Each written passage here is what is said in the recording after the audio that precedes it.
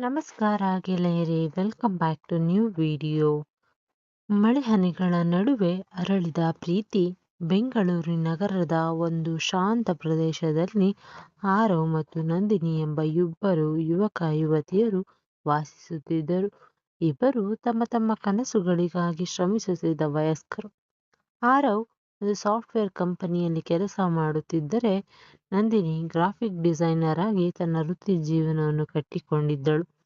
ಒಂದು ದಿನ ಸಂಜೆ ಆಕಾಶದಲ್ಲಿ ಕಪ್ಪು ಮೋಡಗಳು ಕವಿದಿದ್ದವು.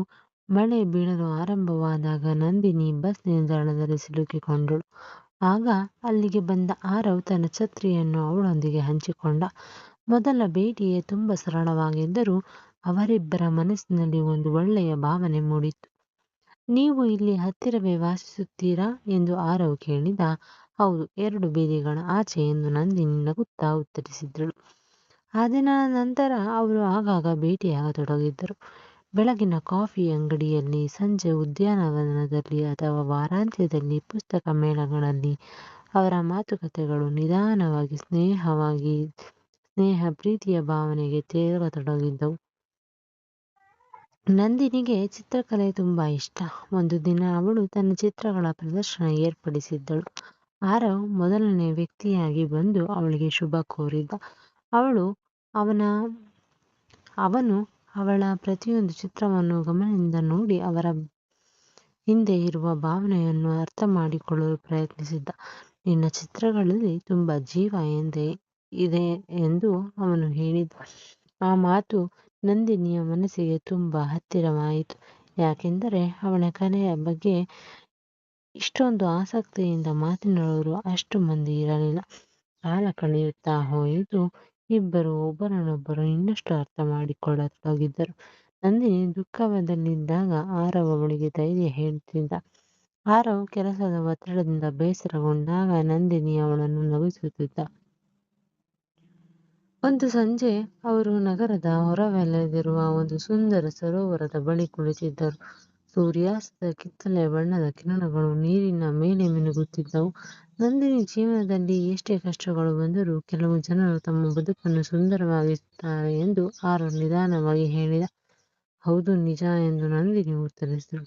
ಆ ಕ್ಷಣದಲ್ಲಿ ಇಬ್ಬರ ಕಣ್ಣುಗಳು ಭೇಟಿಯಾದವು. ಅವರ ನಡುವೆ ಇದ್ದ ಮೌನವೇ 1000 ಮಾತುಗಳು ಹೇಳುತ್ತಂತಿತ್ತು. ಆದರೆ ಪ್ರತಿಯೊಂದು ಪ್ರೇಮ ಕಥೆಯಲ್ಲೂ ಸವಾಲುಗಳು ಇರುತ್ತವೆ. ಒಂದು ದಿನ ನಂದಿನಿಗೆ ವಿದೇಶದಲ್ಲಿ ಕೆಲಸ ಮಾಡುವ ಅವಕಾಶ ಸಿಕ್ಕಿತು. ಅದು ಅವಳ ಕನಸಿನ ಅವಕಾಶವಾಗಿತ್ತು. ಆದರೆ ಅದಕ್ಕಾಗಿ 1 ವರ್ಷ ದೂರ ಹೋಗಬೇಕಾಗಿತ್ತು. ನಂದಿನಿ ತುಂಬಾ ಗೊಂದಲದಲ್ಲಿದ್ದಳು. ಒಂದು ಕಡೆ ಅವಳ ಕನಸು, ಮತ್ತೊಂದು ಕಡೆ ಆರವ್. ನೀನು ಹೋಗಬೇಕು ಎಂದು ಆರವ್ ಅವಳಿಗೆ ಹೇಳಿದ. ಆದರೆ ಎಂದು ನಂದಿನಿ ಮಾತನ್ನು ನಿಲ್ಲಿಸಿದಳು.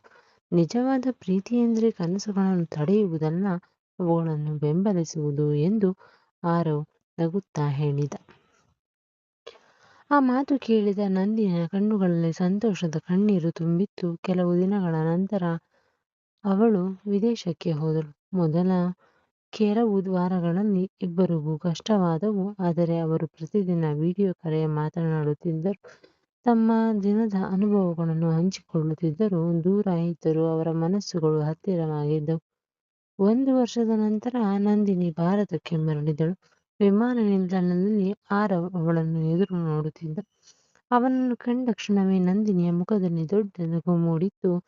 ನಾನು ಹಿಂತಿರುಗಿದ್ದೇನೆ ಎಂದು ಅವಳು ಹೇಳಿದಳು. ನಾನು ಕಾಯ್ತಿದ್ದೆ ಎಂದು ಆರವ್ ಉತ್ತರಿಸಿದ. ಆ ದಿನ ಇಬ್ಬರು ತಮ್ಮ ನೆಚ್ಚಿನ ಸ್ಥಳಗಳಿಗೆ ಭೇಟಿ ನೀಡಿದರು. ಮೊದಲ ಬಾರಿ ಭೇಟಿಯಾದ ಬಸ್ ನಿಲ್ದಾಣ, ಕಾಫಿ ಅಂಗಡಿ, ಉದ್ಯಾನವನ ಎಲ್ಲವೂ ಮತ್ತೆ ಹೊಸ ನೆನಪುಗಳನ್ನು ನೀಡಿದ್ದವು. ಸಂಜೆ ವೇಳೆಗೆ ಅವರು ಸರೋವರದ ಬಳಿ ನಿಂತಿದ್ದರು. ಇದೇ ಸ್ಥಳದಲ್ಲಿ ಅವರ ಪ್ರೀತಿ ಮೊದಲ ಬಾರಿ ಅರಳಿತು. ಆರವ್ ತನ್ನ ಜೇಬಿನಿಂದ ಒಂದು ಚಿಕ್ಕ ಉಂಗುರದ ಡಬ್ಬಿಯನ್ನು ತೆಗೆದು, ನಂದಿ, ನನ್ನ ಜೀವನದಲ್ಲಿ ಪ್ರತಿಯೊಂದು ಸಂತೋಷದಲ್ಲೂ ಪ್ರತಿಯೊಂದು ಕನಸಿನಲ್ಲೂ ನೀನು ಇದ್ದೀಯಾ? ನನ್ನ ಜೀವನದ ಸಂಗಾತಿಯಾಗುವಿಯಾ ಎಂದು ಕೇಳಿದ. ನಂದಿನಿಯ ಕಣ್ಣುಗಳಲ್ಲಿ ಸಂತೋಷದ ಕಣ್ಣೀರು ಮಿನುಗಿತ್ತು. ಹೌದು ಎಂದು ಅವಳು ನಗುತ್ತಾ ಉತ್ತರಿಸಿದಳು. ಆ ಕ್ಷಣದಲ್ಲಿ ಗಾಳಿ ಮೃದುವಾಗಿ ಬೀಸುತ್ತಿತ್ತು. ಆಕಾಶದಲ್ಲಿ ನಕ್ಷತ್ರಗಳು ಹೊಳೆಯುತ್ತಿದ್ದವು. ಅವರ ಪ್ರೀತಿ ಕೇವಲ ಆಕರ್ಷಣೆಯಲ್ಲ, ಪರಸ್ಪರ ಗೌರವ, ವಿಶ್ವಾಸ ಮತ್ತು ಬೆಂಬಲದ ಮೇಲೆ ಕಟ್ಟಿದ ಸುಂದರ ಬಂಧವಾಗಿತ್ತು. ಕೆಲವು ತಿಂಗಳ ನಂತರ ಅವರ ಮದುವೆ ನಡೆಯಿತು. ಕುಟುಂಬ ಮತ್ತು ಸ್ನೇಹಿತರ ಆಶೀರ್ವಾದದ ನಡುವೆ ಅವರು ಹೊಸ ಜೀವನವನ್ನು ಆರಂಭಿಸಿದರು.